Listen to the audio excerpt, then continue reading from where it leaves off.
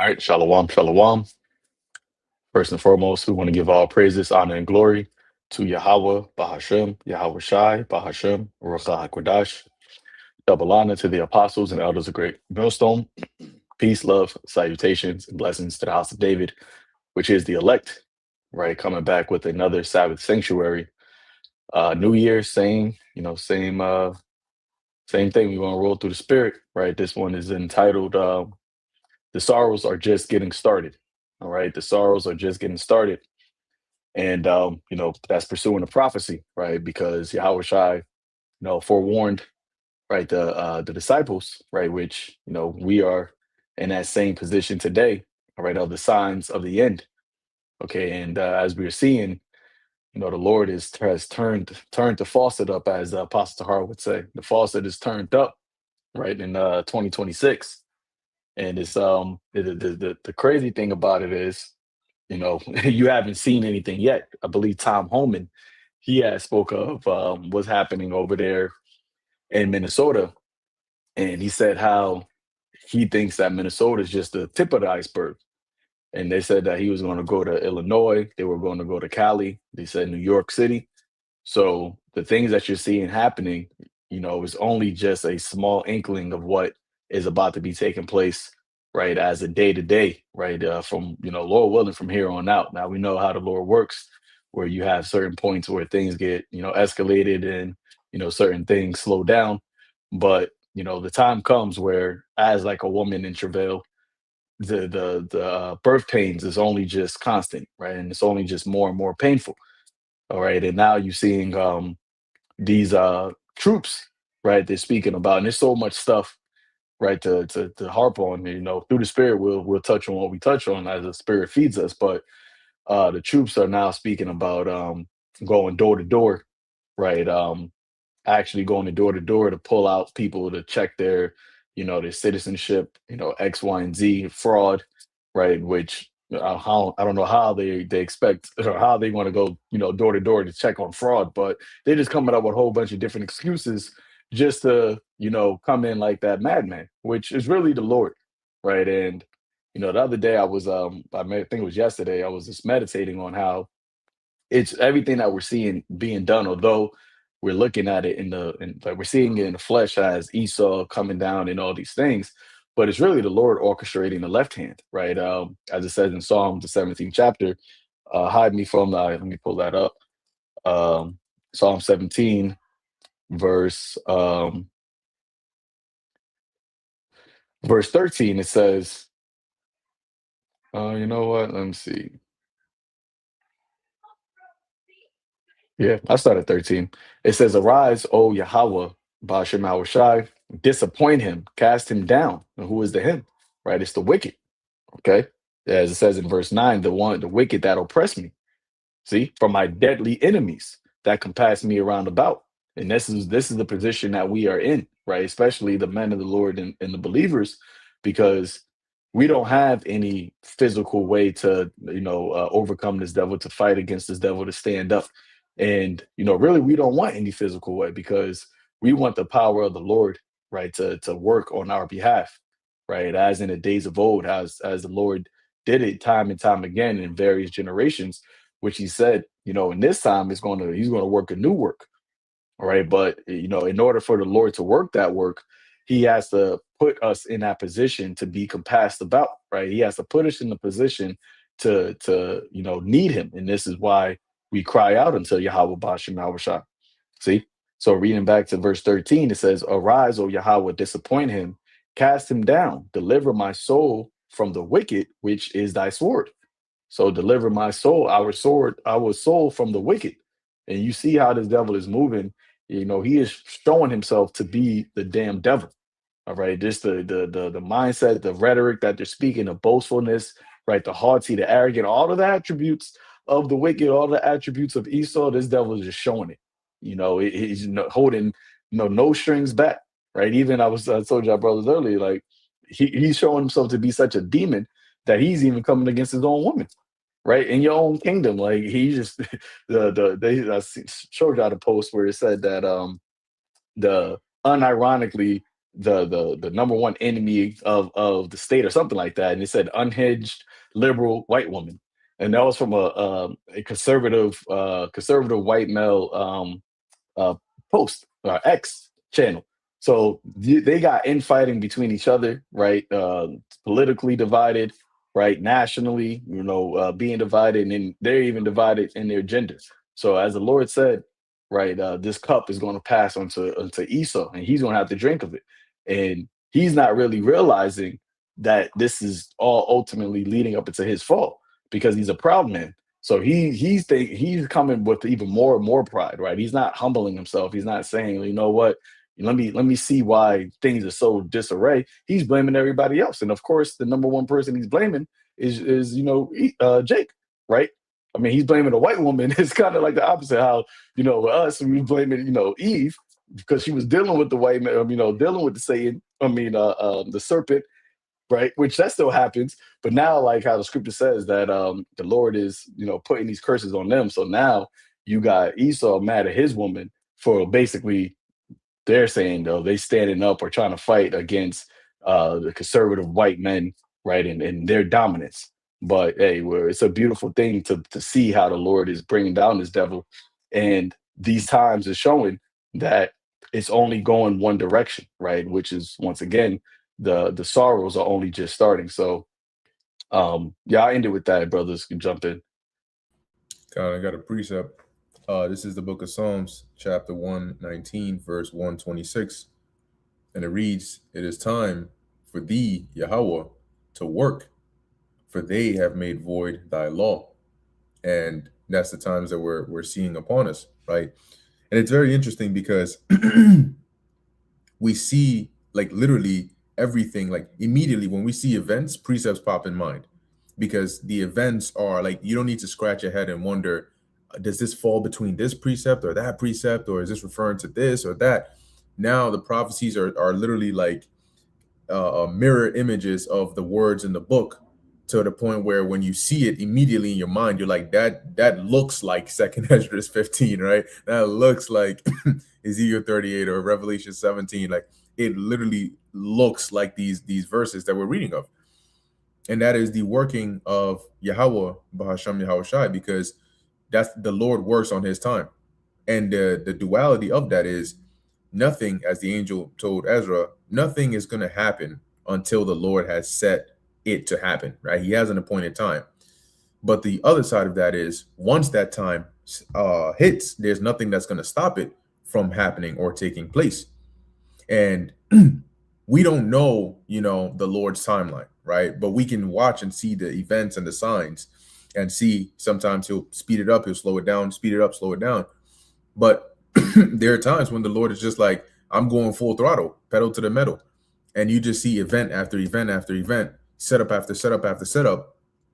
Because eventually when you tilt that first domino back far enough, because you may hit it, you flick it, and it looks like it's about to hit the second one, but then it bounces right back and it stands and it wobbles a bit.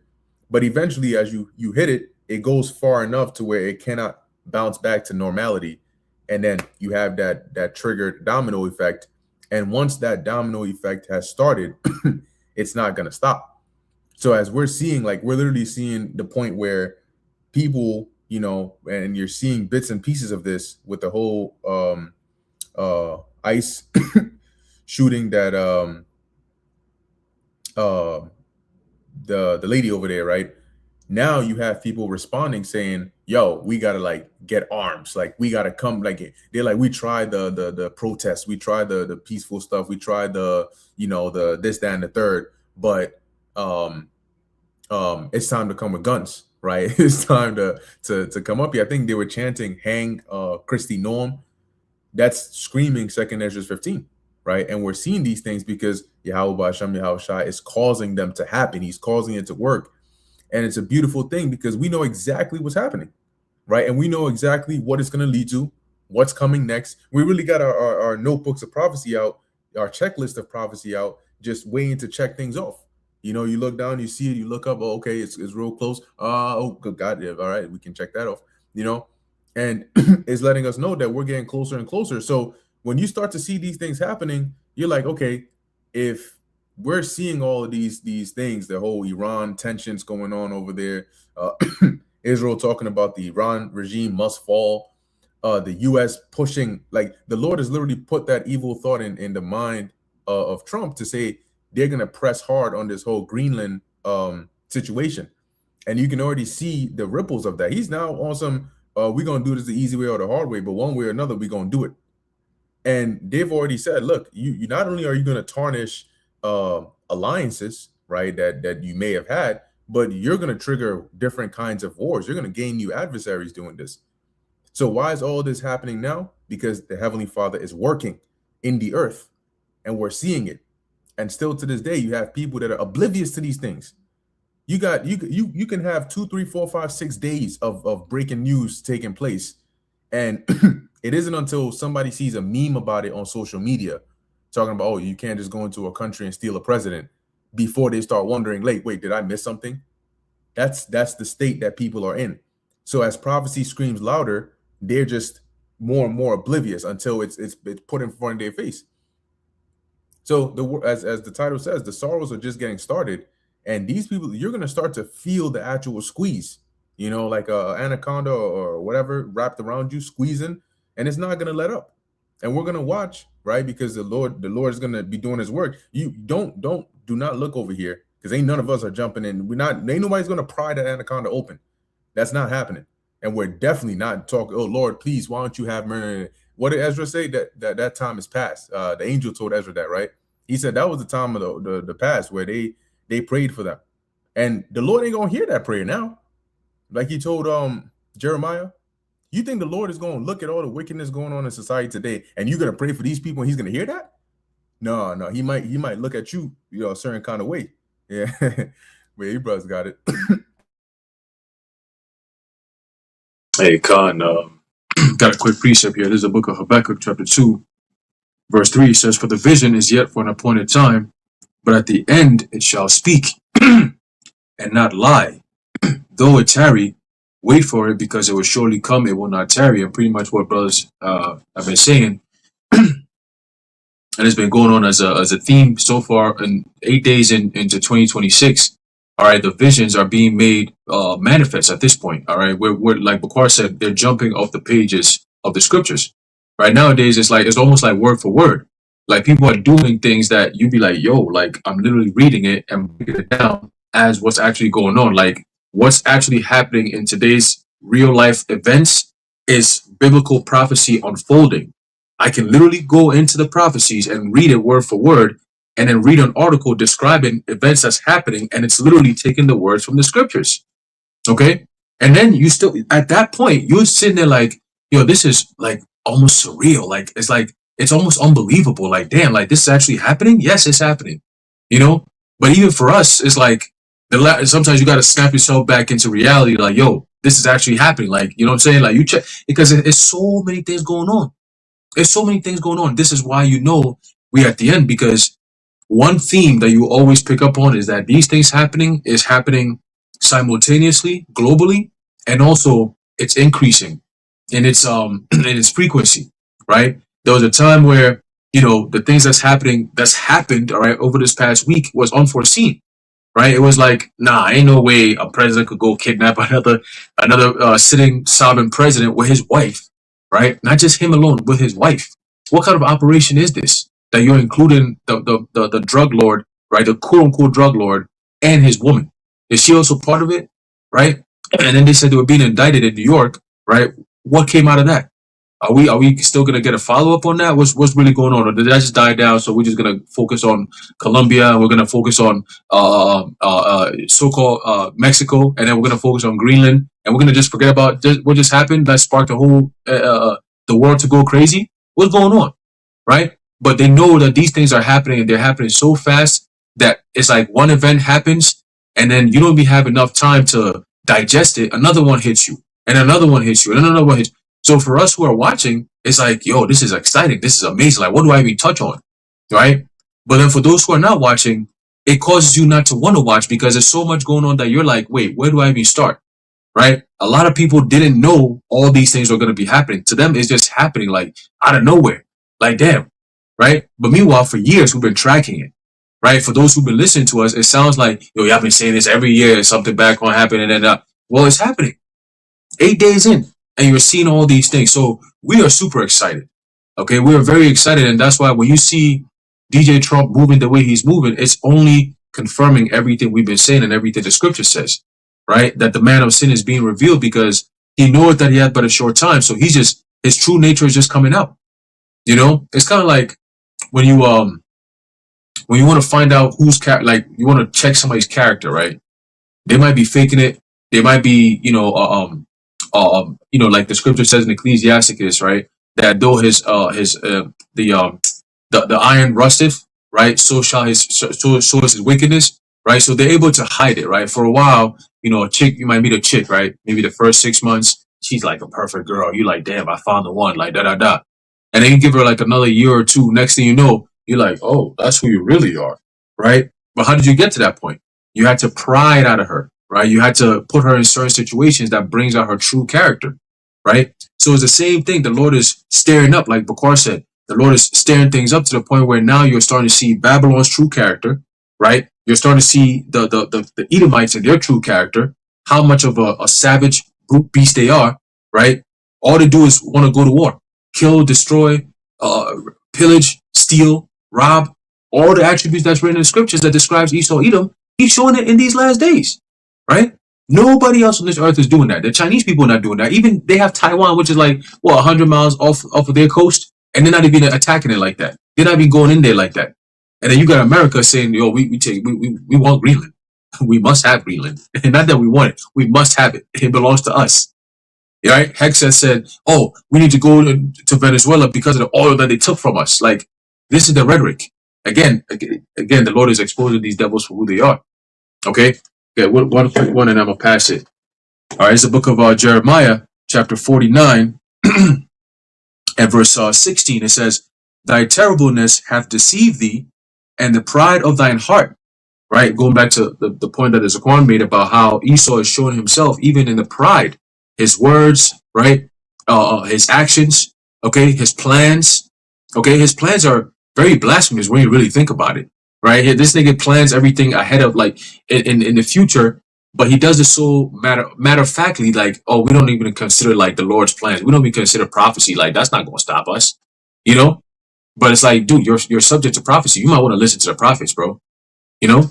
So it says here, it says, O thou that dwellest in the clefts of the rock, right, the Caucasians, that holdest the height of the hill, though, it says, though thou shouldest make thy nest as high as the eagle, I will bring thee down from thence, saith the Lord.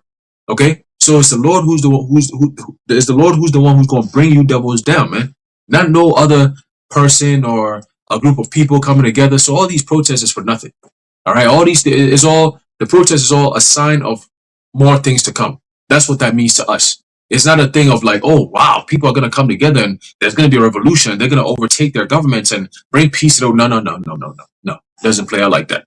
All right, it doesn't play out like that. This is how it plays out. You do your protesting, you spark some shit. There's more chaos. There's martial law in the streets, and all hell is breaking loose. You getting gunned down. Beep. You out of there. That's what's coming. Okay, that is what's coming. A lot of people, mass arrests. Okay, like the Zaquan said, ICE niggas are going to be going into houses. We told you this is the beginning of Rex 84. You see it playing out. They're just not calling it Rex 84, but we telling you what it is. Okay, go back and read the blueprint, and you tell me if this ain't no Rex 84, man. Wait till they start putting mass titles on people, right? They start categorizing people. At that point, it's ball game. Okay, domestic terrorism. She called it. Christy Nome called that lady. What's her name? Renee Good. Whatever she did, right? Oh, that was domestic terrorism because she tried to run over an ICE agent. Okay, we'll see. We will see. All right, yeah, brothers got it. Yeah, I just want to add on to the point that Aharon was talking about when he was like talking about we're actually seeing things happen. I'm gonna bring out a precept. This is Sirach or Ecclesiasticus chapter 25 and verse 7. It reads, there be 9 things which I have judged in mine heart to be happy, and the 10th will I utter with my tongue. A man that had joy of his children, and he that liveth to see the fall of his enemy. See, it's different when you know something is going to happen as opposed to the difference when you actually see something happen. I use a football reference for an example. right? Let's say you're a running back, right? And there's a play called power. Yeah, you could either run it to the left or right, but let's say you run it to the right. How that play goes is the line blocks this way to the left, the guard pulls, kicks somebody out, the fullback leads you through the hole, and the running back's supposed to run for a touchdown, or at least for a couple of yards. You know how the player's supposed to run, so you're like, okay, I'm gonna run this play, probably get a couple of yards, and that's it. But it's different when you see the play actually execute the way it's supposed to go, where it's like, okay, the whole line just shifted everybody over there to the left. The guard kicks the person out, and the fullback picks him up, and now I see nothing but what they call daylight. Now I see nothing but space. It's like, oh, okay, this is different than what I expect. See, it's one thing to know how something's supposed to go, and then when you actually see it happening, that's something completely different. And when you see, even when you watch those football players, when they actually see the hole, you actually see the eyes get big on because like they know I didn't expect that to happen. So now they know what I'm about to run for a touchdown. I'm about to get it. And like Aharon was saying, also what when people see these prophecies, what some people are sad about it. Same thing like what you see in the stadium. Some people's happy somebody scored a touchdown. Another person's sad because it's like, oh my God, this is not what we wanted. Why'd they let that happen? It's the same thing, but just want to just emphasize that point of it's different when you know about something happening because you know what's supposed to happen. But when you actually see things play out, you get that giddy look on your face. You start to smile. Like I use the reference with football players, you'll see the eyes get wide and big and things like that because they know, oh, I'm about to score. This is it. There's a difference when you actually see something come together as well as opposed to when you know it's supposed to come together. It's like, yeah, this is supposed to happen. When you actually see it, everything come together, it's like, that's what I wanted. But that's it. Con, con, and yeah, I was talking, speaking about the things that are taking place, because what we have the script, right? We have the script of all these things manifesting, so we're not surprised that these things are happening. And I was thinking about how with the whole AI they have what they call prompts now. So where like you can type something in, and then the AI would basically create whatever you typed. So like they're able to like create like short films, and now because of the AI is getting bigger, they're able to create longer films just by what you're typing. So what I was thinking, right, is that's what the Lord did, right? The scripts that you're seeing or script that you're reading and what you're actually seeing is the Lord writing it and then having, the people play out what he wrote, and because it's written just like with the AI prompts, the AI prompts can't go against what is written. If the prompt says throw a football in the air, then the AI is going to generate imagery of a football being thrown in the air.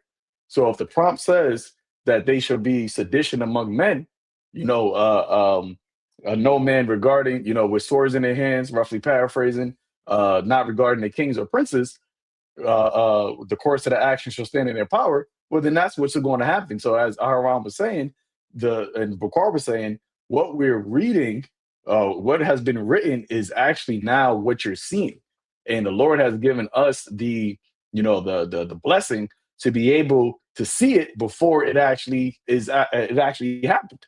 So now it's like we're actually it's like hindsight, right? But foresight at the same time, because we already seen it in our mind, right? In our eyes, mind, seeing these things taking place. And of course, right, the brothers come up with their own different versions of what things look like, but it's all through the spirit. And then when it actually happens, you see it. We didn't know. Okay, well, Minnesota was going to be the first player. Minneapolis. I don't want to say the wrong spot. Minneapolis is going to be this place, but we already knew that. Okay, you were going to have civil unrest. So how it plays out, that's what you're seeing happening right now. So I got this quick precept in the book of Second Ezra 16, verse 36. It says, "Behold, the word of the Lord, receive it. Believe not the gods of whom the Lord spake." All right, and this is something that we are doing, right? We are beholding. Salaki, I'm gonna start at 35. My bad. Hear now these things and understand them, ye servants of the Lord. All right, I want to start there because the Lord gave the word, okay, unto his servants, the prophets, right? As he told Ezra, hear the word at my mouth, right? Behold, I put the prophecy in your mouth, hear the word and give them warning. So the Lord gave Ezra the word, but not only did he give it to him, he allowed him to see it. Right. It wasn't just like the Lord said, all right, I'm gonna put this word right in your mouth and then you just go repeat it. He actually allowed Ezra to see what he was talking about. That's why in Habakkuk said, I will stand upon my watchtower and I will wait to see what the Lord will say to me. So you don't see something with your ears. So why did he say, well, I will wait to see what the Lord would say? Right? Yeah, you don't see something with your ears, you see something with your eyes. So the Lord speaks through what he actually does. Right. And this is how we know that we're in a time where in the Lord speaking, right? As it says in Second Ezra, the ninth chapter, it is the very same time wherein the highest will begin to visit the world which he made. Now, when the Lord speaks, to the people, he does that through the prophets. But when the Lord speaks to the prophets, he does that through visions, and that's a beautiful thing how the Lord works with us. All right. We see what the Lord is doing, and then he tells us, go and see or go and say what you saw. Reading back verse 36, it says, the word of the Lord, Salakia, yeah, behold the word of the Lord, receive it. Believe not the gods of whom the Lord spake. All right. And you got a many, as Paul said, there's many gods and many lords, right? And all of them speak vanity, they speak falsely. Okay. Only the most high Yahweh Bashim Hawashai speak the things that are right.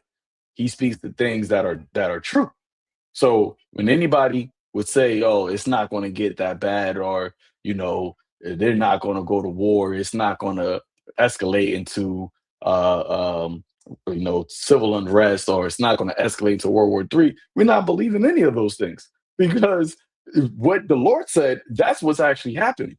And people, and I always been using this term, people have this cognitive dissonance so much, and it's like now they're at a point where it's like their brain is splitting because they want to believe what they want to believe, but their eyes are showing them something completely opposite. And you can't be two people. So now you're just stuck in your mind and your brain. And that's why the scripture says man's heart failing them for fear. Because it's like, yo, you can't deny what you're seeing right now.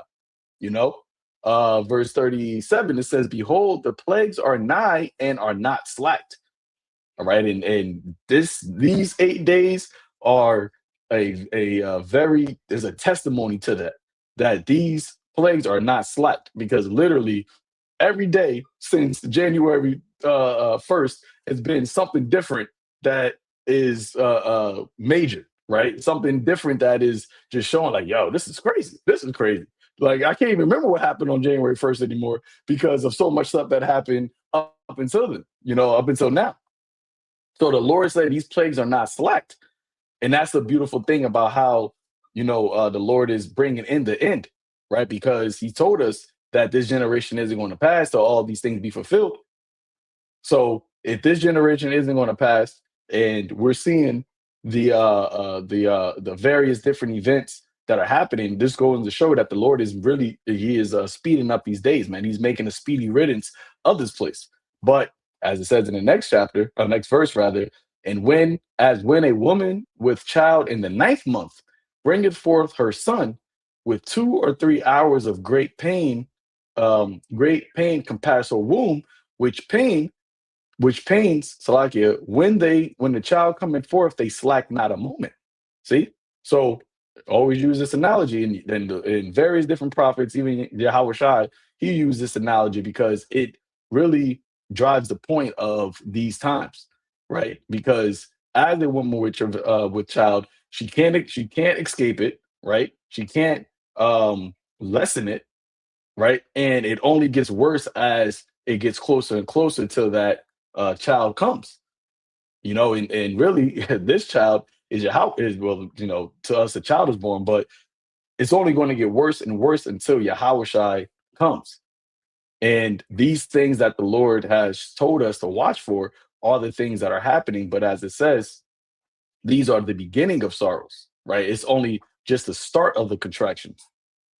Even so shall not the plagues be slack to come upon the earth, and the world shall mourn, and sorrows shall come upon it on every side, right? So the world is mourning. like how the brother Shalimar said about you in the stadium and somebody scored a touchdown and you don't want it. Imagine you at a home game, or should I say, you at an away game, right? And and you went to the away game to watch your team play. So you in the stadium of a home crowd, but you're the away team's fan, right? And your team scores in their stadium. Everybody else is going to be mourning, and you're going to be the only one that's happy. And that's the position that we're in because we're here. We have no continuing city, so we're in their stadium. We're in their home, right, watching them lose.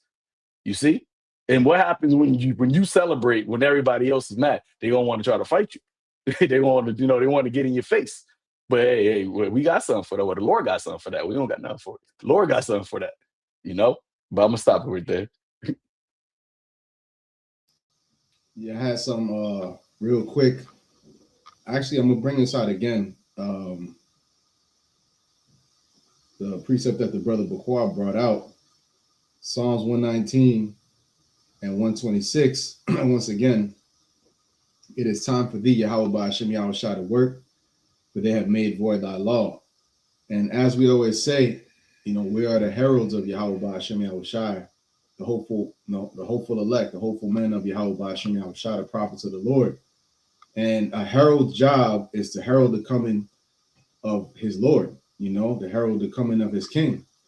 But there comes a certain point where the herald's job is over with, and he has to take a back seat, and the king actually arrives. And we are at that point where, and we're quickly approaching it. We're not there yet because we're still preaching, obviously. Lord's will, we're going to be out on the highways again tomorrow. As long as the Lord wants us to be out there, we're going to be out there. But there comes a time where the herald steps back and the king that he's heralding in steps in, and the herald takes the back seat. And we are quickly approaching the time where this thing is going to be bigger than us. It's always been bigger than us. But everything that we've been speaking on is like that avalanche that's getting going. And now it's at the point where you see it's just out of control. Prophecy is just, it's an irresistible force. Everything is subjected to it. It's an unmovable force. It's an irresistible force. And as you can see, everything is going quick. And there's going to come a time where the Lord is going to put us in a hidden pavilion. As a matter of fact, I think I had brought that out to brothers earlier in the chat. Let me see if I can bring it out. And when you go into that word pavilion, I had actually done some research on the word pavilion. I'll get into that in a second, but this is Psalms 31 and 20. Well, I'm gonna read Psalms 31 and 17. Let me not be ashamed, O Yahweh Hashem Yahushai, for I have called upon thee. Let the wicked be ashamed, and let them be silent in the grave. Yeah, bring death and destruction upon the wicked, starting with Esau, Edom, the wicked of our people that are in accordance with him. All right, but let us not be ashamed, because what have we done? We've called upon the Lord. We put up our prayers, we put up our supplications. All right, it says, let the lying lips be put to silence, which speak grievous things proudly and contemptuously against the righteous. And that's what we've been speaking about.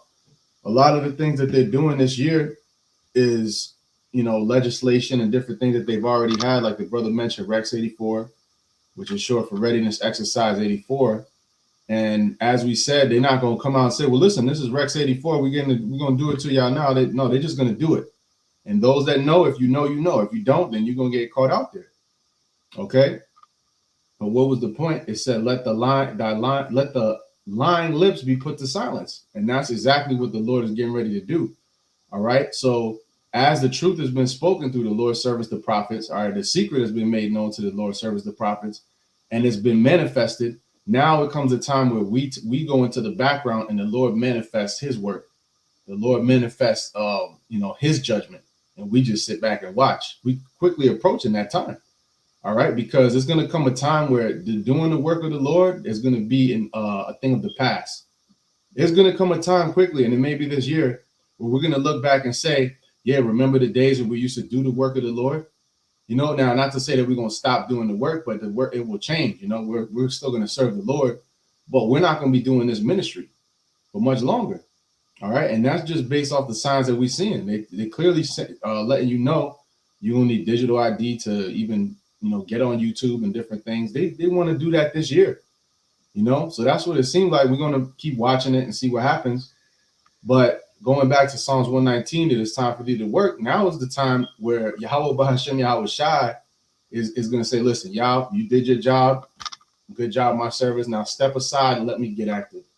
Which he's been active the whole time, but you get the point that I'm making, is that there's going to come a time where it's going to go beyond just us speaking on it. And we're quickly approaching, and you see what's happening, that the Lord is getting ready to put us off to the side. All right. And even then, we're still going to be, a focal point in a lot of ways. But in terms of this truth coming out in this format, it's going to be a whole different way that the Lord does it. All right. But this is, I got a couple more.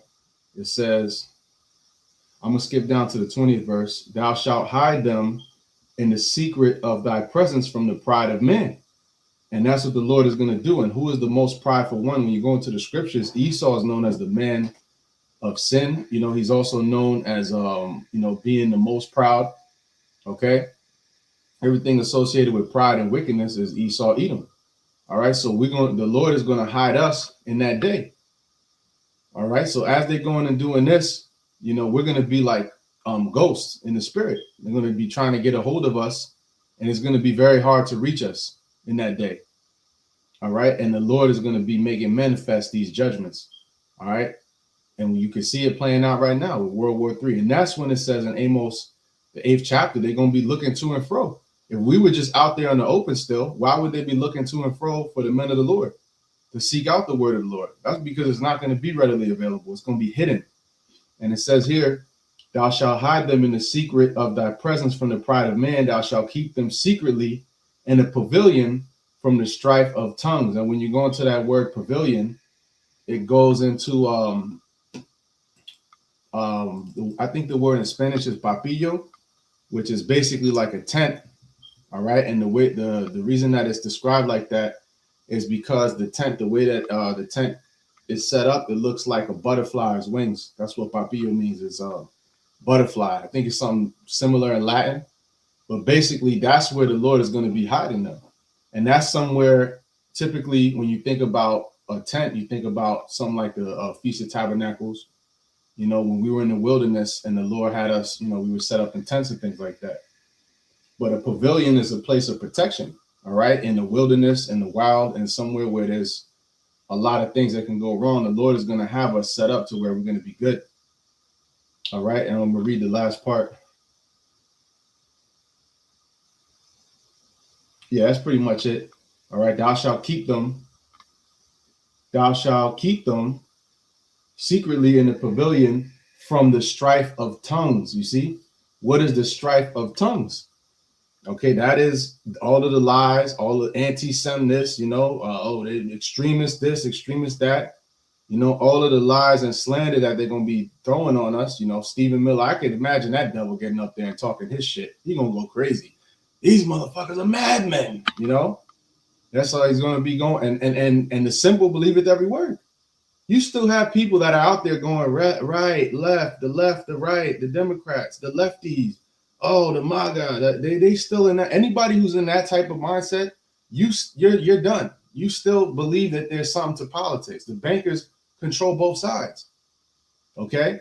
Revelation 13, 2 horns as a lamb, but spake as a dragon. You can't tell that it's both the same. Oh, you think right and left is going to make a difference. It's both leading you to the same place. So if you're still in that type of mindset, you're finished. And you still have many people out over there. Oh, the lady, she should have got hit. She shouldn't have got hit. At the end of the day, it was the Lord's judgment. And at the end of the day, it's all a distraction so that they can bring in martial law. If you can't see that that's the whole purpose, then you're lost. Okay? But again, tying it into what I just brought out, the strife of tongues, in the NLT, it says, you shelter them in your presence far from accusing tongues. And what does that remind you of? The accuser of our brethren. All right, the accuser of our brethren. Who's the one who's constantly making that accusation? And Esau, a lot of time, he's afraid to directly address us. you know, because they know that there's a spiritual power behind us. There's an actual power behind us. He's afraid to actually address us, you know. So they may not say Hebrew Israelite directly, but they'll. Stephen Miller, when you listen to his speech, the most famous one that he did after the whole, I think it was after the CK thing, you know, he was basically addressing us without saying it, you know. But now they're getting to the point where it's like, you gotta mention us directly and go ahead and do it. And that should scare you, that we're in the mindset to say, go ahead and call us out. Go ahead and put us out there, because we know our God is going to defend us in that day. That's the faith that we have. Because in these last days, it's all going to come down to faith. Either you have it or you don't. And that's only a gift that can come from Yahweh Hashem Yahushua. You can't go and buy it. You know, you can't work out and get it. I'm going to hit the gym I'm going to hit the gym every single day, man.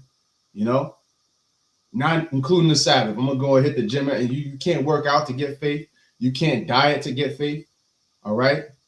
Even if you pray for faith, you can pray for it and still not get it. It's ultimately up to the Lord. All right. That's what did Jeremiah say? We mentioned that earlier, you know, pray not. The Lord told him, pray not for these people. All right. So even if the prophet, even if we say, hey, man, I hope that you get faith. I hope that if the Lord don't ordain it, you're not going to have it. And that's how precious of a treasure faith is. The belief in Yahweh Hashem Yahweh Shai is the most valuable thing that a man can have. And in these last days, we're about to see it. That's the beauty of it all, man. I'm gonna just leave this, say this last thing, give it to the next brother, is we don't have to wait long to see who's really with the Lord and who ain't, because everything's coming to pass, man. Everything is prophecy is going just according to plan. So now is the time where it's all manifested. All right. That's why the Spirit was on Apostle Hart to name this the year of apostates and sellouts, because now we're gonna see as things go on, and now you really have to show if you're down with the Lord or not. We're gonna see all of them dark individuals, all right, you know, deep, dark, conceited, wicked individuals, they're going to come to the light. And whoever's really sincere about Yahweh Hashem Yahushua is also going to come to the light. Then shall be known who are my chosen. But that's it. Yeah. Oh, Oh, you got it, bro. no, you could go. Can't the water. Now I just have a quick precept. This is the book of Isaiah, chapter 33 and 6. And it reads, and wisdom and knowledge shall be the stability of thy times, and strength of salvation. The fear of the Lord is his treasure. So right now we're seeing everything that the Lord said was going to happen. So that we have no reason to be afraid of what's to come, because since everything he said that's going to happen before the great tribulation will happen, then that means everything that will happen during and after will happen as well. So, you know, if the Lord said he got us, then best believe he does. If he says that we're going to eat while y'all niggas starve, watch y'all niggas starve, yeah, we will. You know, that's about it. Hey, Khan. Yeah, that's the confidence that we have in the Lord, because His words are faithful and they're true, right? We read it and it's been written, documented for thousands of years, right? And as it's written, it says, look into the past, right? Roughly paraphrasing, look to the past and see which men actually confided in the Lord, had confidence in the Lord, and they were what? Confounded. There was none, right? All the men from Moses, Abraham, right? Noah, and all the men that came after them that were looked at as faithful in the eyes of the Lord, one thing they always did was what? They kept praising Yahweh Ba'ashem Yahushai no matter what, right? Yahweh Ba'ashem Yahushai was their driving force no matter what, okay? And there was a quote, I think, Bakar, you showed me that quote earlier today about how, you know, like there's a certain mindset, right? And even those who, you know, You fight can for the corruptible. What's that? You can read it. Oh, now you're going to make me go look for it. I All don't right, know. hold on. Yep, I got it right here. It says, the corruptible crown, as glorious as it may be, has an expiration date. For even most famous athletes and celebrities of the past are only remembered now by historians, but those favored by the Most High are known even of atheists. All right, chase the incorruptible crown. Okay, so even an atheist is going to what? Remember, all right, the men of the Lord, because there's something that we said, there's something that we stood for, there's something that we did that was very significant in the course of prophecy and in the course of history. Okay, that's why our names are going to be written. Lord willing, we are those men. Our names are going to be written forever. Like it's etched in history forever. That's why Ezra said that he was astonished by the men that stood so stiffly for the name of the Lord. Okay, and I got a quick precept here to back up that point. All right, this is the book of Isaiah, chapter 29 and verse 19. It says, "The meek also shall increase their joy in the Lord Yahweh." Why? Because we're seeing the things that the Lord said will be coming to pass that will be leading to the kingdom of Yahushua. All right, that's going to be the day where we get delivered, the day where we get removed from this chains of darkness, this captivity. Right, the day our so-called prison break, if you will. Right, that's the day that everyone is looking forward to. All right, that what I believe in the book of Romans, it tells you what, that the earnest expectation is that what, that is the manifestation of the sons of God. Right, the earnest expectation of the creature. Right, so all these nations, even including the nations, they're all going to be excited to see the kings of Israel actually come back again. Like, oh, finally the gods are here. Like, finally, like royalty and righteousness is back on the earth again. Like real royalty, not no stolen shit. Not no, I'm gonna beat you down, come to your land, come take your shit, beat you down, break you down, stomp you out, and then take your shit and then say, oh, listen, that's my shit now. No, it's gonna be done righteously, man. These nations are gonna get their cut. You know what I mean? You serve us, you're gonna get a cut. It's gonna be righteous. We're not gonna make a deal and then slice, chop it up and then throw it in your face and be like, hey, listen, it's not my fault that my oil is in your land. No, we're not gonna do that. Okay? So continue, it says, continue verse 19. It says, "The meek also shall increase their joy in the Lord, and the poor among men shall rejoice in the Holy One of Israel." Okay, so not just regular poor men, but the poor among men, right? And who are those men that are looked at as poor? The prophets. Okay, people don't do videos going against poor people in society. They don't do that. It's not something you go and see. Like, you see someone poor, a homeless man, you start making videos on him, clowning, oh, look at this nigga, he's homeless. No, but people do videos on the prophets and call us bums and call us all kinds of shit that's not even true. You know what I'm saying? But they will do these things. And what did Yahushua say? He said what? He said, I know thy works and thy poverty, right? But thou art rich, right? Our tribulation. He knows it all. But we are rich. Even though we're looked at as, poor in this world, whatever the case may be, we're rich in faith. And right now, from now till the Lord come back, the most important commodity any person can have is faith. Because remember, when everyone is going to be those dark days where only faith is going to carry you through to some form of light. All right. And that's going to come from within. If you don't got that, you're going to stay in that darkness forever. You're done. You're done. There's no way you're going to get out of it. You're going to see people crying, people giving up. And when I say give up, you know what I mean? They're going to delete themselves. You're going to be seeing a lot of that. Okay. Why? Because they don't have faith. What is there to look forward to? You see? But you see the manifestation of our belief. You see all these things playing out. We're like, yo, we're in the driver's seat, baby. We see it all. There's not that much time left before we get to the actual kingdom, man. Before we see Yahushua's return. Okay? So it says what? Verse 20 says, "For the terrible one is brought to naught, and the scorner is consumed, and all that watch for iniquity are cut off." And who is that? Esau Edom. Right? Scripture says what? "Only with thine eyes shalt thou see or behold, all right, the reward of the wicked." Okay, we're gonna see this devil being cut down, man. All right, we're gonna see Michael and his angels fighting against the dragon and his angels. We're actually gonna see that epic showdown. We're gonna see that. We're gonna see how they're gonna be blasted out of the heavens like nothing, because they think they're doing all this talking is because they really believe in their arms, bro. Esau really believes that he's got something that's like above and beyond anything any man has ever seen before, which is true. That's what makes this time the time like never before, because never in human history have we seen the kind of technological advancement that we're seeing on this earth right now, right? Never in history did we see an inanimate object become, active, right? Where it can actually be incorporated into life, where it creates images like AI. It creates images, it creates voices, and it can actually mimic you, right? It's crazy. Like, they can actually create a digital you. You know what I'm saying? That's the whole shift into this whole transhumanism bullshit, whatever. But then never have we seen something like this before. So imagine never seen type of artificial intelligence, like intelligence that was made by man, so much so that it believes that it's conscious Only thing it doesn't have is a spirit or a soul, but it believes that it's conscious. Man hasn't created that before. You create you create a car or these things that needed man to actually power it. Now Esau says, no, we're going to create devices that man don't need to power shit. As a matter of fact, it can power man. You see, we can create artificial intelligence that can make a man active. I can move you around and shit like that. That's crazy. You see? But then look at that and look at what kind of disaster could come out of that, right? What kind of ruins that could come out of this. This is why it's called a time like never before. They're going to use this type of technology, all powerful technology, to create all kinds of destruction. That's what it boils down to, because he's the man of sin. Okay? So verse 21, it says, that make a man an offender for a word, and lay a snare for him that reproveth in the gate, and turn aside the just for a thing of naught.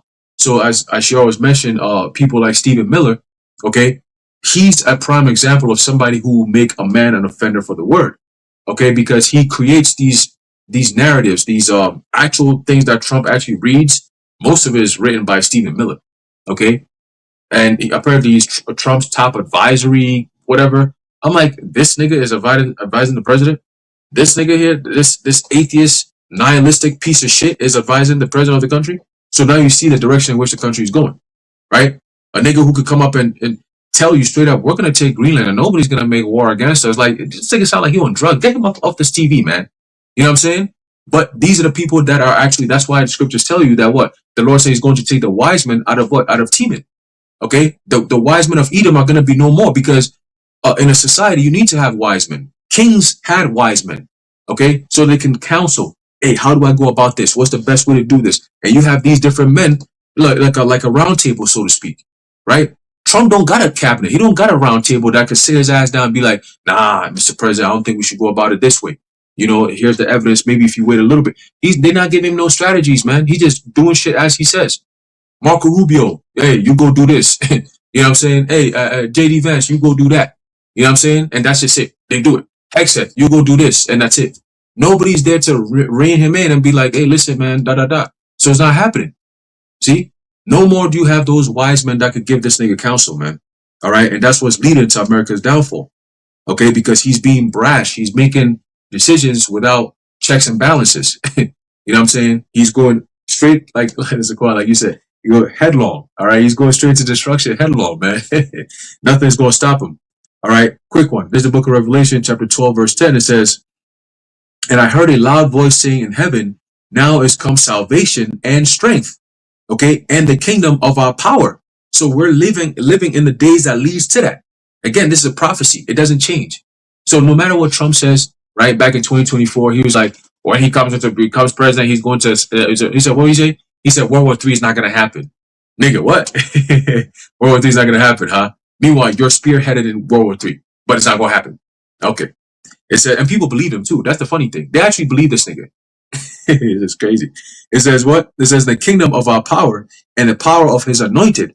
For the accuser of our brethren is cast down, which accuse them before our power day and night. And it's not just any accusation. It's false accusations, man. Okay. You made things up. All right. Pushed it through your media. And then you were hoping that these whole ass people will buy it and come against us. But little did you know that the Heavenly Father, right, the Holy One that sitteth in heaven, is laughing at all this.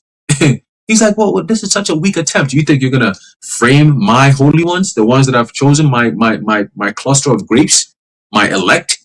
You can't do nothing against the elect of the Most High, right?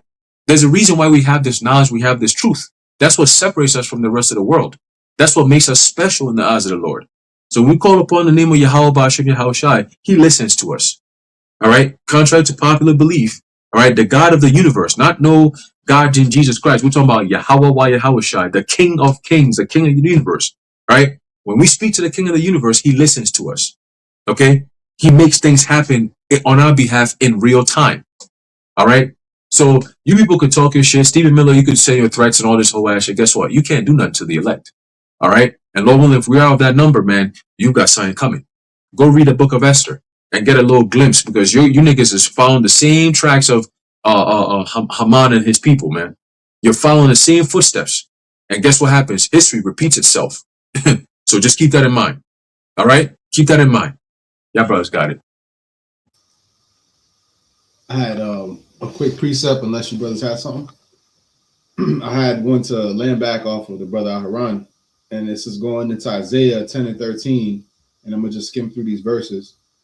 But basically, this is going into Assyria, okay?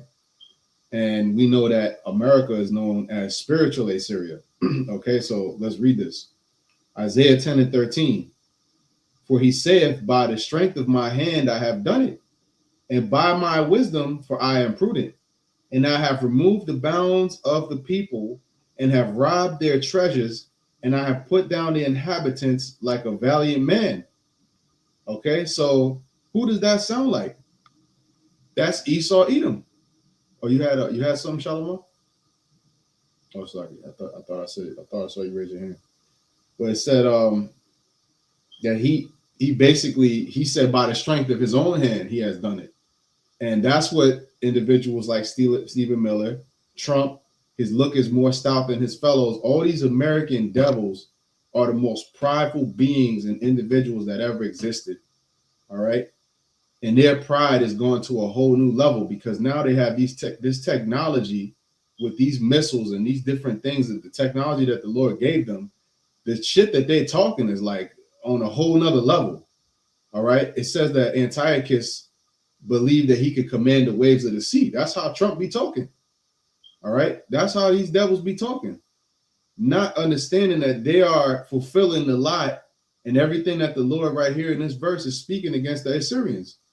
All right. And it says, and my hand hath found as a nest the riches of the people, Venezuela, Greenland, Mexico. And this is just recent history. We can go into centuries of American imperialism of what they've done overseas and gone to other countries and pillage and destroy them.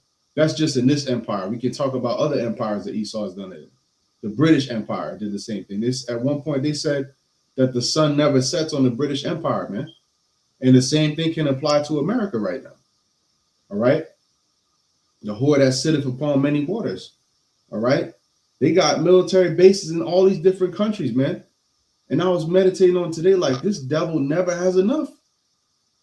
You know, you can never have enough. If you give Jake, even in this kingdom, we get a little something, we be praising the Lord, like, man, the Lord, you know, he blessed me up a little bit. You be so grateful for the little bit the Lord gave you. Here it is. Esau has trillions and trillions, and it's still not enough. That's a you problem, man. That's because you're an insatiable bastard. You can never be satisfied. You can never be satisfied. Esau cannot just sit back and say, you know what? Let me enjoy this right now. He's just constantly on the move, constantly to the next thing, you know? But it says here, and my hand hath found as a nest the riches of the people. The same thing the Assyrians did, right? And as one gathereth eggs that are left, have I gathered all the earth, and there was none that moved the wing or opened the mouth or peeped. And essentially, they can't do anything to stop this man. You see? That's why, ultimately, when he went for Venezuela, who stopped him? You know? Now, there's going to be certain resistance, of course. We know his kingdom is going down. He's fractured. It's not as easy for him to do what he's doing, but ultimately, he bears not the sword in vain. He has the sword, and he's willing to use it. All right? And it's going to come to the point where he's going to be so out of control where those missiles are going to fly. All right? But at this point, the Lord has ordained it that Esau Edom is the hammer of the earth. And they're coming through and taking and pillaging, like he said, might make strength. You know, the strength basically makes you righteous. If you have power and might, then you're right in this current world setup. That's how they look at it, because this is a world that is ruled by the power of the sword, by military conquest. It's not ruled by righteousness. It's ruled by the law of the jungle. It's ruled by violence. Okay, and it says. And this was really the point I wanted to get. Shall the axe boast itself against him that heweth therewith? So the Lord is wielding you in his hand, all right, through the left hand, and he's hacking away at different nations and judging different people using Esau Edom. But did you not consider that the Lord is going to eventually break you, the axe? Especially imagine you using the axe and the axe start talking shit at you. Yeah, I'm great, as you hacking away using it. You ain't great. I'm using you. You're just a piece of wood attached to a metal, a piece of metal that was sharpened. A tool, an instrument to take down trees. So how the hell you look boasting against me? I made you. You know, the Heavenly Father made you. And he made you for a certain time to rule and have your dominion and to use you as an instrument of judgment. But now you got high off your own supply and you think that you're the one doing it out of your own might. Okay? It says, or shall the saw magnify itself against him that shaketh it? Imagine using a power tool, the power tool get up and start talking shit and say, yeah, look what I did. Like, nigga, I'm using you. I'm wielding you. But here it is. You forgot that you're just a tool. You know, you don't, you know, when you're a hammer, every problem, how's that shit go? When all you have is a hammer, every problem looks like a nail, correct? You know, so basically that's all you're gonna use because you have that weapon, you have the weaponry. The Lord gave you the sword, so it's like shit. Yeah, we'll bomb over here. That usually fixes everything. You know, we'll drop some napalm here, we'll drop some bombs here. You know, that's how he rules. So everything to him, every problem is a nail because he's the hammer of the earth. But did you not consider that the Lord is going to turn it on you and judge you? And don't you read this? Like you Edomites, you elites, you should read these scriptures because we know that they sometimes at time they get into the scriptures. You know, you should read this and say, damn, this directly applies to you. You are the axe that's being used and you have world domination in a time where the world is in the worst state that it's ever been.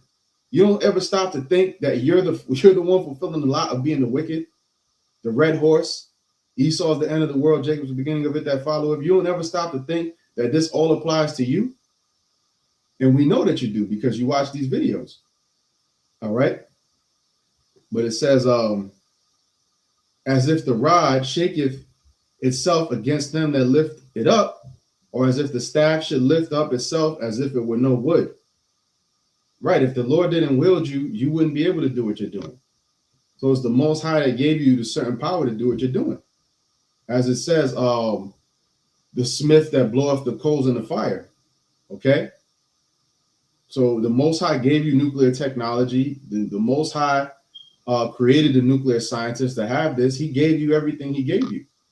All right. Therefore shall the Lord of hosts, send among his fat ones leanness, and under his glory he shall kindle a burning fire, a burning like the burning of a fire. And that time is quickly coming where you're going to be brought down.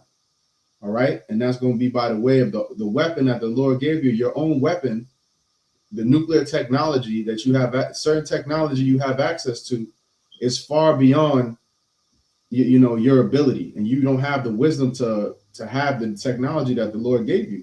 So it's going to come to a point where it's going to destroy you. And the Lord is going to put that thought in your mind. All right. Just as he did Pharaoh, just as he hardened his heart, he's going to harden your heart to where you're going to fire missiles upon each other. You think you're going to go into your bunkers and hide away to get away from the wrath of the Lord. And you're going to be found out. All right. Yahweh Hashem Yahweh Shai is gonna search you out. And you're going to be the first fruits of slavery, man. All right. There's a couple more. It says, in the light of Israel, which is Yahweh Hashem Yahweh Shai, shall be for a fire, and his Holy One for a flame. And it shall burn and devour his thorns and his briars in one day. Okay. And amen. We know there was a certain time where the Lord judged the Assyrians. 185,000 of them was destroyed in an instant because they came against Hezekiah, Isaiah, and the remnant at the time. All right. And applying it to now, you know, there's going to come a day where in 1 hour your kingdom's going to be devoured very quickly and in an instant. All right. So with all of the boasting that you do, you know, it's a beautiful thing because you're just showing more who you are. So when we see you boast and brag and beat on your chest, we're like, man, you're just fulfilling a lot of being Esau. Keep doing it. And we're going to keep exposing you. So long as the Lord got the spirit on us to do it, we're going to keep exposing you, man. And this is the last verse. It says, and shall consume the glory, last two verses, and shall consume the glory of his forest and of his fruitful field, both soul and body, and they shall be as when a standard bearer fainted. In the NLT, it says, Yahweh Hashem Yahweh Shai will consume Assyria's glory, like a fire consumes a forest in a fruitful land. It will waste away like sick people in a plague. And that's going to come when the ICBMs hit. All right, it says, of all that glorious forest, only a few trees will survive. So few that a child could count them, man. So, and we know when this judgment comes, the Lord is going to leave, nothing left of this kingdom. It's going to be a desolate wasteland. And the only ones that you left that's going to be in them bunkers, you're going to be the first fruits of slavery. You're going to wish that you got disintegrated in the missiles. When you find out your fate, all right, and when you understand that Yahweh Shai has returned, all right, and he has delivered his elect up, all right, and that's when they really going to shit their pants, man. All right, just like Tucker Carlson been shitting his pants, man, looking at the judgment that's going on, all right, because they know they went to the apostles, all right, they watched these videos, man, they watched the prophets, all right, so hey, man, yeah, it's over with. Y'all got it. Hey, Khan, and as you were speaking, it just made me think because the scriptures talks about how Trump, speaks about how Esau, his look is more stout than his fellows. And when you see, how these other world power leaders speak, right? They don't speak as arrogantly as Trump is speaking, right? Because he is in this position of looking at themselves as the Babylonian mindset, is that they can, right, do whatever they want and nobody can stop them, because like as a hammer, right, as a hammer doesn't get attacked, a hammer does the attacking. So when the Lord specifies and labels Babylon the Great as the hammer of the earth, it's rightfully so, right, that we're seeing it play out, and America is fulfilling that lot. I have this quick little article here where Trump was asked, let's see, about who could basically stop him, limit his global power, right? And his response was, as it says, Trump says his own morality is limit to his global power. It says Donald Trump reportedly told the New York Times that his own morality serves as the thing that could potentially limit his global powers, adding that he doesn't need international law. See, so this is very, very boastful. All right, he is saying that, my own mind, right? Because I think he says it down here, right? It says, as part of a wide-ranging interview with the New York Times published Thursday, Trump was asked Wednesday whether there were any limits to his global power. So this is why when he speaks about, we're going to just own Venezuela, right? He said, remember before he said we're going to own Gaza, right? He's going to own Greenland, right? He's going to own Mexico waters. They're just owning everything, and he is saying that because, as the brothers were saying, that is the mindset that really the Lord got this devil in, and it's actually the Lord has him in this mindset purposely, just like how he did Pharaoh, right? He didn't boast Pharaoh up because he fucked with Pharaoh. Like, yo, I want you to be, mad, bad, boastful. Yeah, yeah, nah, I'm cool with you. No, he said, for this same cause that I raise you up, so that I can show my power in thee, right? And the Lord never said he hated the Egyptians. The Lord hates Esau. So the fact that he allowed Esau to get this boastful, knowing, right, that he hates him, what do you think the judgment is going to be? If you see what the Lord did to Egypt in its boasting, you see what the Lord did to Nebuchadnezzar, right? He turned him into a beast because of his boasting. Esau is going to be worse than a beast in the kingdom. Your existence is going to be worse than the Lord gave Nebuchadnezzar a mind of a beast. Your existence is going to be worse than that, because you're going to know exactly who you are and what you did, but you're going to be living worse than an actual beast. You see, so he has you in this trick bag, as we always say. As the scripture says, the deceived and the deceiver are his. Right? You think that you have actually some type of power, or you have some type of say so on the matters that be. The scriptures told you, as the sorrows get worse, the powers are going to stand in fear. All right, the powers of this present world are going to stand in fear at the things that are coming upon the earth. Because you feel like you're in charge now, like Bane told old boy. Do you feel in charge? You feel in charge. But once the Lord really unleashes his wrath, you're not going to feel in charge anymore. And that is why you want to run to your bunkers, right? You're going to try to, tell Elon that he got to If you feel like fuck you're it. on the He wrong gotta road, he gotta thanks to expedite he gotta expedite the SpaceX. You gonna try to get the Bezos, right, to get his whatever his shit is called, right? The other dude that owns Virgin Airlines, you're gonna try to get him to get his shit on because you're gonna try to escape, but there's not gonna be any escape for you. Right. As it reads, it says, he was asked, Trump was asked Wednesday, were there any limits to his global powers? Yeah, there is one thing, my own morality, my own mind. It's the only thing that can stop me, Trump reportedly said in the New York Times. And when I read that, it reminded me of what Ghost said during Power, right? The last episode of the last season. Ghost kept saying the whole entire, nothing can stop me. Nothing can stop me. Right? And what ended up stopping Ghost? His own son. Well, guess what? The Heavenly Father going to send his own son to stop you, right? In your own shit. Because Ghost got killed when he was on top of his own club, thinking that he was good, and his own son when you least expected it. You see, reading this here in the book of Maccabees, chapter 2, verse 4, it says, "Then swelling with anger," speaking about Antiochus, right after he just got put to flight after losing a battle, right? It says, "Then swelling with anger, he thought to avenge upon the Jews the disgrace done unto him by those that made him flee." You see? So that's Esau's MO. Whenever he feels like he's losing something, right? Whenever he feels like he getting embarrassed, you know what? I can still jack up these Israelites.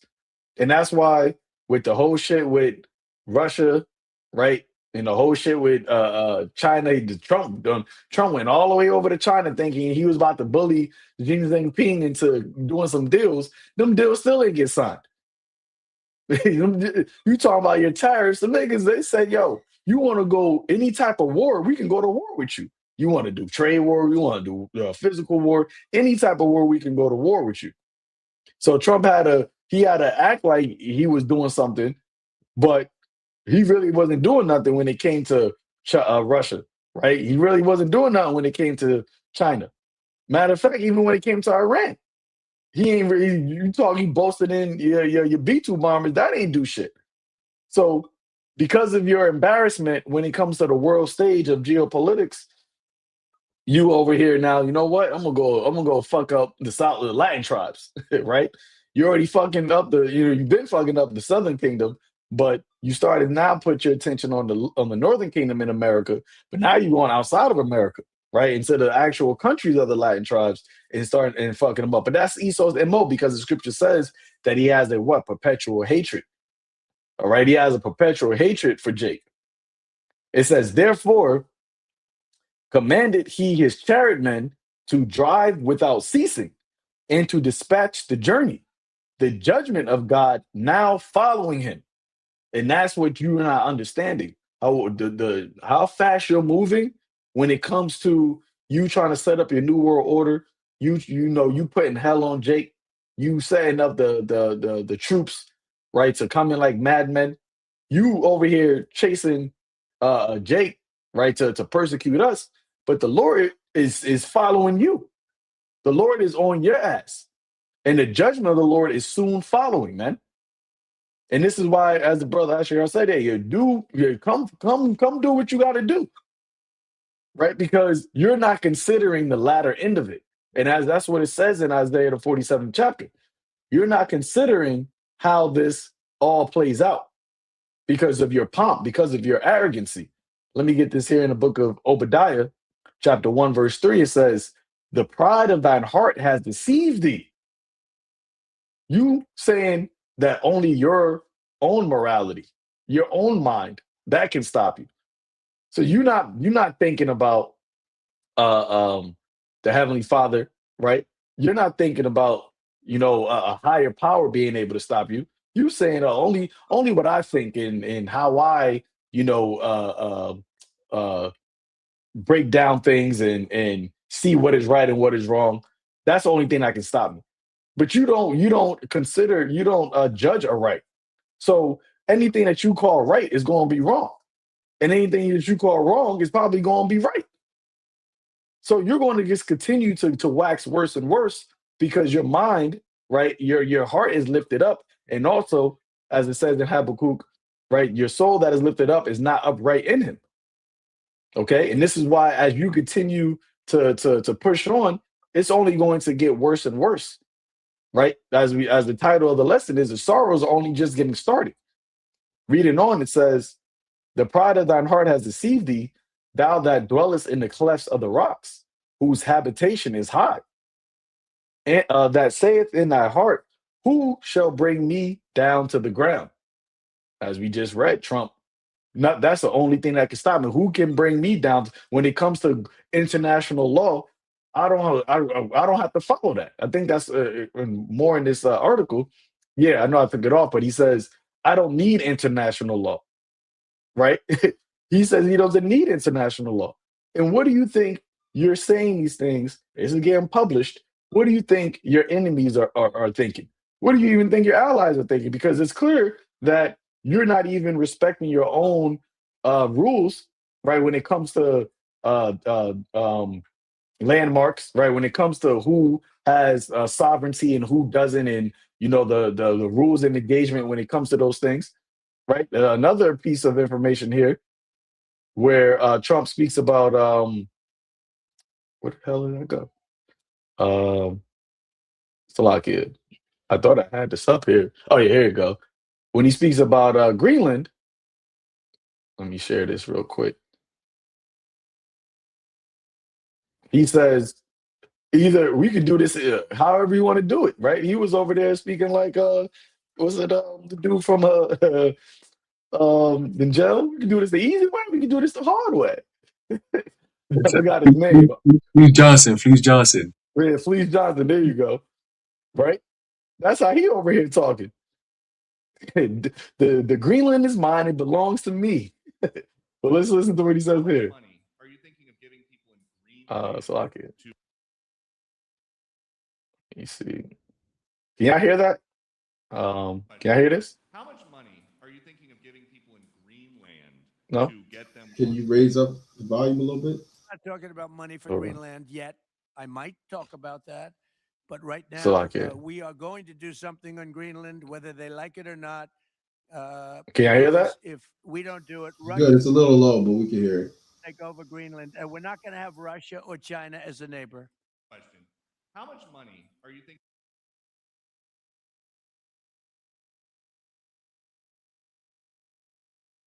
of giving people in Greenland to get them on board with a possible U.S. I'm not takeover? talking about money for Greenland yet. I might talk about that. But right now, we are going to do something on Greenland, whether they like it or not. Because if we don't do it, Russia or China will take over Greenland. And we're not going to have Russia or China as a neighbor.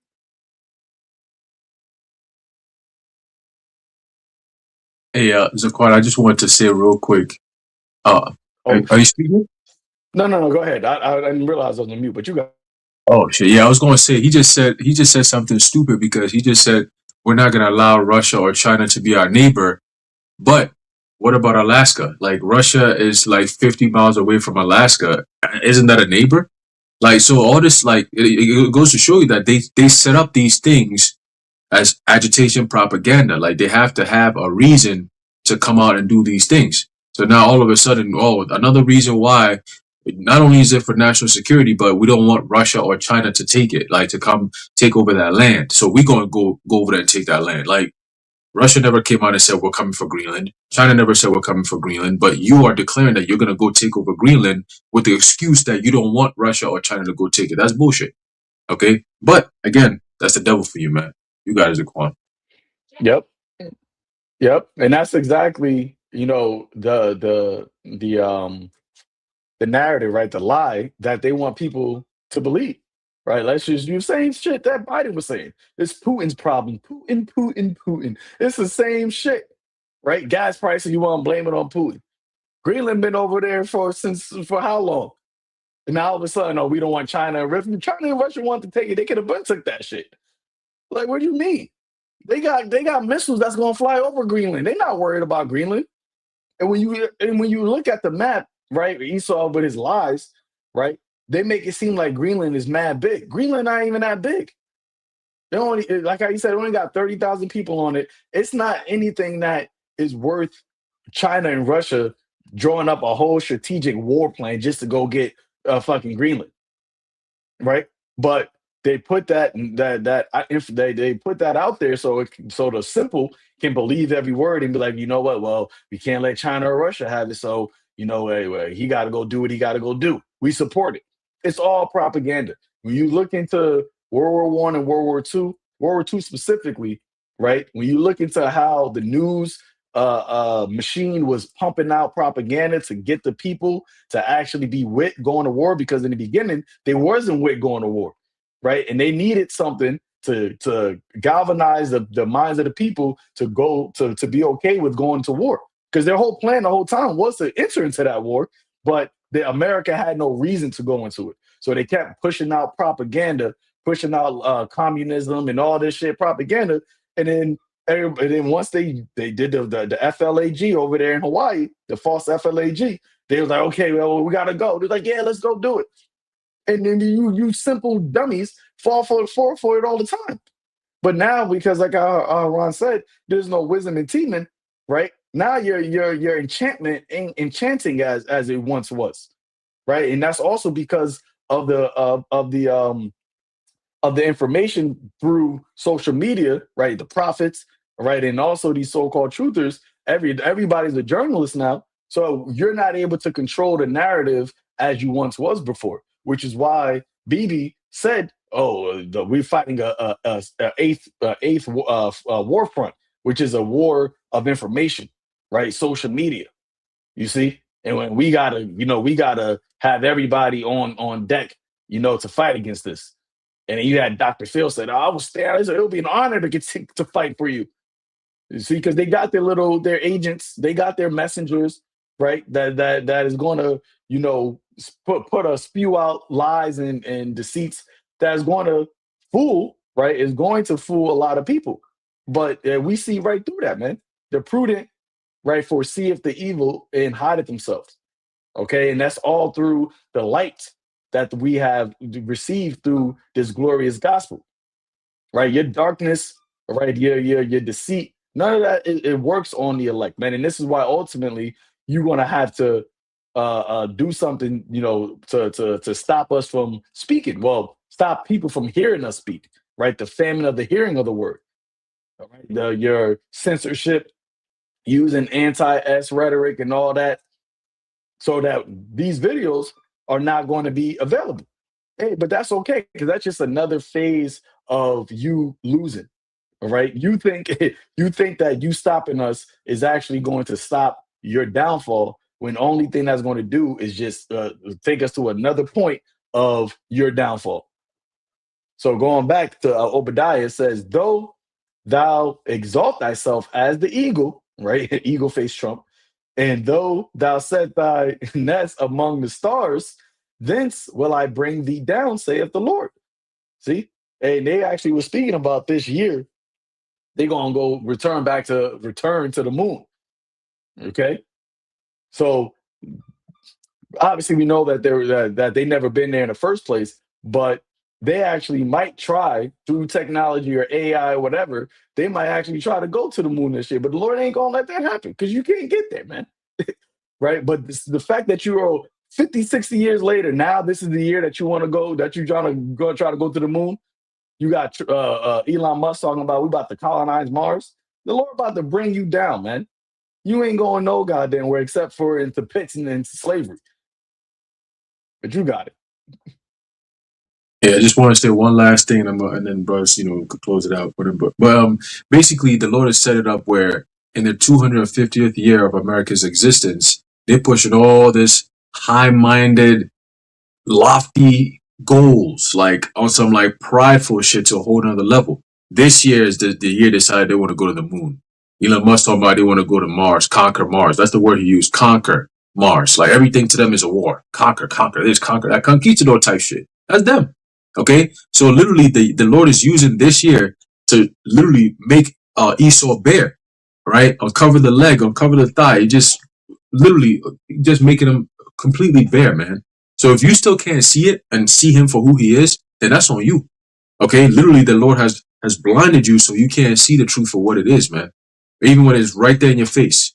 Okay, to a point where it's so right there that even a blind man could notice that, yo, hold up, there's light over here and there's dark over here. When you close your eyes, you could tell there's darkness and there's light. You know what I'm saying? Your eyelids can still tell if there's light and there's darkness.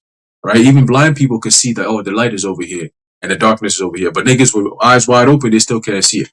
They try to defend the darkness. Talking about, oh, why you Hebrews like saying that the so-called white man can't be saved? Why can't make it? Jake, man, that brother got it, man. Yeah, one last precept on here, pertaining to what brothers were saying. Let me see if I still got it on here. But basically, it's in the book of Ezekiel, as the Lord said that he was going to bring judgment upon Israel. Actually, I got it here. It's Ezekiel 24:14. It says, I, the Lord, have spoken it. It shall come to pass, and I will do it.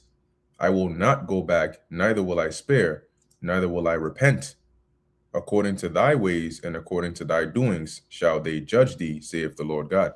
And that's the one last thing that I wanted to mention, which is that once the Lord does this, there is no going back, right? Like, you're not gonna reverse it, right? He's not gonna stop it. Like, once the Lord makes a move, you never get to undo that. Okay, none that doesn't happen. And people forget because they've been so spoiled with the ability of choice, right? A lot of people give the answer so freely, oh, I just don't want to do it, you know? And it has become so bad that they don't have a douche in their life because they just say, oh, I just don't want to do it. Or I didn't feel like doing it. Why didn't you do it? Oh, I didn't feel like doing it, you know? And there are very few situations where people are actually forced to do something they don't want to do, and they don't have a choice in the matter. Even jobs, people get fired and quit from their jobs over something stupid, but they'll say, oh, I just didn't feel like doing that, so I just quit. So in their minds, there's nothing that's like tough enough to force them to do something that they don't want to do until the judgment of the Lord, which is where you're actually forced to experience something you absolutely do not want at all. Forget consent. you're not getting none. You're forced to be in this situation, i.e., for example, a famine. You can't say, I don't want to do that to a famine. You're going to be starving, feeling the pains of it, and having no escape. If you're at the mercy of being in a concentration camp, you can't say, I just don't want to be here, so now poof, I'm out of here. No, you're going to feel every bit of pain of the judgment of the Lord without a choice. And that is going to hit a lot of people hard because their minds are not prepared, nor are their bodies prepared for that because of how spoiled they've become. So yeah, that's what I just wanted to mention in there. But that's it for me. You got it, bro. Go ahead. My fault. Yeah, I just had one last point about Greenland. I was just looking into it, and lo and behold, it says that Greenland is rich in rare earth elements, lithium, and other critical minerals vital for green tech. It says it's crucial for batteries and electronics with potential to be among the world's largest deposits. Because I'm sitting here thinking, you fighting over an island that's damn near by Antarctica. That's like a desolate. Most of that country is a desolate wasteland. It's just an ice sheet. But there's always a method to the madness. There's something there that he wants. You see, and they want those rare earth elements. And one thing I noticed is that this desire to set up this beast system and this AI race has ignited something in these elites and these American devils to where they're moving very quickly, and they are trying to just take and pull from whatever they can to try to beat China on the AI thing, Russia and China in the AI thing. So I thought it was very interesting, and we're going to see how it pans out, man. But, the fact that they're moving with such urgency means that this thing can, that MOTB could drop any minute now, so, just throwing that out there, something to keep an eye out for. Yep. I did some a little bit of research, and rare earth minerals are very, very vital to robotics and AI in general. So, they talking about this year maybe is the year of the robots. So if they're trying to get robots to as prevalent as they're talking in your everyday life, then they're gonna need a lot of rare earth minerals. But the problem that they have is that when it comes to refining, because they can have the rare earth minerals, but when it comes to refining the rare earth minerals, they don't have those the capability as China does. And I've seen that they said that in order for them to get to the point that China is, where it comes to refining the rare earth minerals, it would take them decades, right? It would take them decades to even get to that point. So I mean, clearly Esau think he got a plan, but your efforts are futile. Okay, it's really futile, but you know, it is what it is because you're gonna lose at the end of the day. So yeah, we'll close it out with that. Lord willing, this was edifying unto the elect. In closing, we want to give all praises, honor, and glory to Yahweh, Ba'ashem, Yahweh Shai, Ba'ashem Rakah Kodash. Till next time, Shalom to the elect.